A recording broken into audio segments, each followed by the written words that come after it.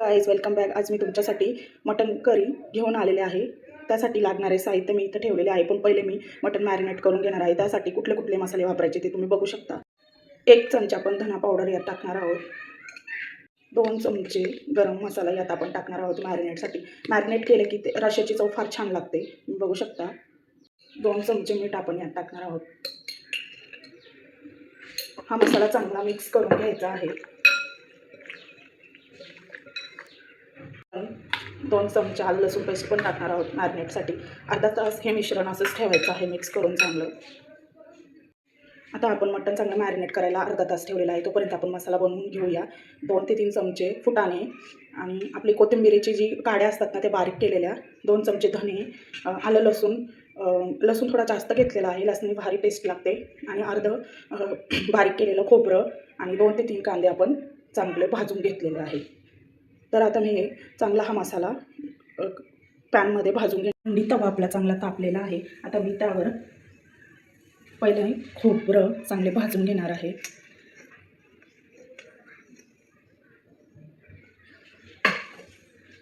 बघू शकता मी खोबरं चांगलं लालसर भाजून घेतलेलं आहे. आता मी ते डिशमध्ये काढून घेत आहे. तर ह्याच तव्यावर आपण लसूण आणि आले पण चांगलं परतून घेणार आहोत.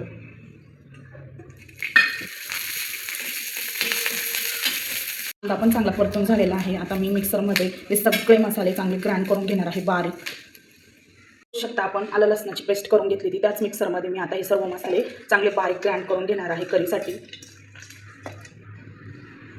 आपल्या कोथिंबीरच्या काड्या पण आपण वायाला जाऊ न देता मी या मसाल्यात वाटून घेणार आहे चांगल्या. बघू शकता आपल्या मसाल्याचं वाटण चांगलं बारीक झालेलं आहे. आता मी मॅरिनेट केलेलं मटण ते चांगलं परतून घेऊन त्याला 1 ते 2 शिट्टी देणार आहे. पॅन चांगला तापलेला आहे. आता मी 2 ते 3 चमचे या पॅनमध्ये टाकून हा आपला उभा काप केलेला एक कांदा मी यात चांगला परतून घेणार आहे. थोडी हळदी अर्धा चमचा आणि परतून घ्यायची आहे. काप केलेली कोथिंबीर पण टाकणार आहे परतण्यासाठी.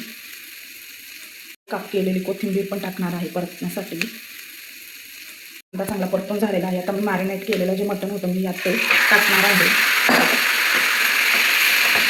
चांगलं परतून घेणार आहे. त्याला चांगलं परतून घ्यायचं आहे. मी कुकरमध्ये शिजायला ठेवणार आहे. 5 मिनिटे परतवलेलं मटण मी कुकरमध्ये टाकून घेत आहे.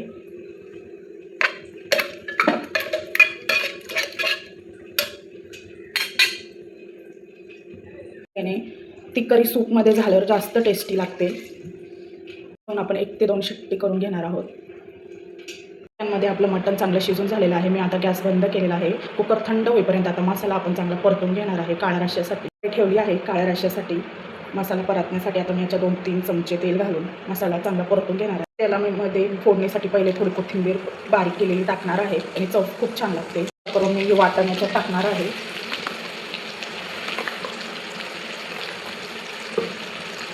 परतून झालेला आहे. आता मी याच्यात 2 चमचे अजून गरम मसाला घालणार आहे. छान टेस्टी लागतं हे. चला साईडला करून मी थोडं यात तेल घालून यात थोडं बाजरीचं पीठ खमंग लालसर होईपर्यंत भाजून घेणार आहे. खमंग भाजल्यावर याची चव छान येते. लालसर परतून झालेला आहे आणि आपले 2 शिट्टीचं मटण पण चांगलं शिजून झालेलं आहे. आता मी या मसाल्यात हे मटण शिजलेलं टाकणार आहे. त्याला चांगलं हलवून घेत आहे. त्याला छान तर्री येईल आता उकळून आहे. मी याच्यात परत अर्धा चमचा मीठ टाकत आहे. जास्त चांगला उकळलेला आहे. आता मी याच्यात थोडीशी बारीक कापलेली कोथिंबीर टाकत आहे. कोथिंबीरीनंतर फारच छान चव येते काळ्या रश्श्याची, तुम्हाला माहीतच आहे. हे बघा आपलं चिकन किती छान याला तर्री आलेली आहे. तुम्ही ही रेसिपी नक्की ट्राय करा तुम्हाला आवडल्यास.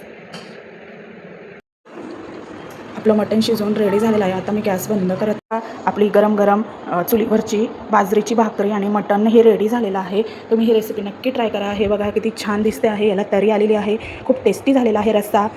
तर तुम्ही हे नक्की ट्राय करा. आवडल्यास लाईक करा, शेअर करा, सबस्क्राईब करा. बाय. भेटूया पुढचा नवीन एक व्हिडिओ घेऊन.